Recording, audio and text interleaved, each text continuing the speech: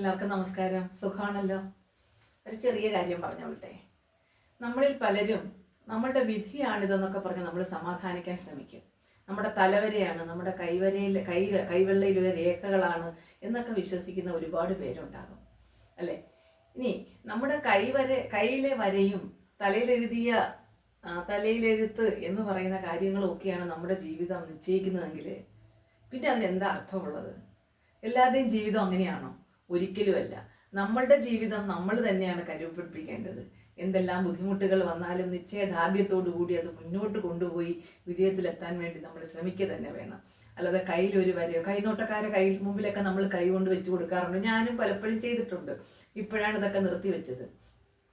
അപ്പോൾ നമ്മൾ മഹാനായ ചക്രവർത്തി നെപ്പോളിയനെ പറ്റി കേട്ടിട്ടുണ്ടോ? നെപ്പോളിയൻ ചക്രവർത്തി സ്കൂളിലേക്ക് പോകുന്ന വഴിയിൽ ഒരിക്കൽ ആൽമര ചോട്ടിൽ ഒരാൾക്കൂട്ടം കണ്ടു. അപ്പോൾ എല്ലാവരുടെയും കൈ നോക്കുന്നു. അപ്പം തൻ്റെ കൈ ഒന്ന് നീട്ടിയിട്ട് ചോദിച്ചു, ഞാൻ ചക്രവർത്തിയാകുമോ എന്ന്. അപ്പോൾ പറഞ്ഞ്, അങ്ങനെയുള്ള യാതൊരു രേഖയും താങ്കളുടെ കയ്യിലില്ല, അതൊരിക്കലും സാധ്യമല്ല എന്ന് പറഞ്ഞു. ഇത് കേട്ട നെപ്പോളിയൻ എന്ത് ചെയ്തു? അടുത്തിരുന്ന ഒരു കത്തിയെടുത്ത് കയ്യിലൊരു വര വരച്ചിട്ട് ചോദിച്ചു, ഇനി ഞാൻ ചക്രവർത്തിയാകുമോ എന്ന്.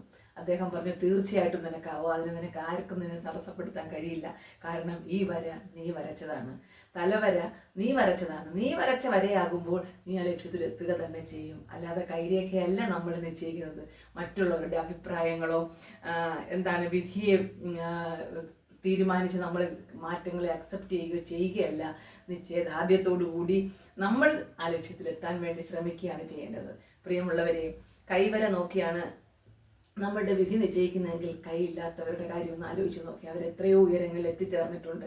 അപ്പോൾ ഇതെല്ലാം യാഥാർത്ഥ്യമല്ല എന്നുള്ളത് മനസ്സിലാക്കണം. യാഥാർത്ഥ്യമായിട്ടുള്ള ജീവിതത്തിൻ്റെ ലക്ഷ്യം വെച്ച് നമ്മൾ മുന്നോട്ട് പോവുകയും വേണം. Have A nice day. Thank you.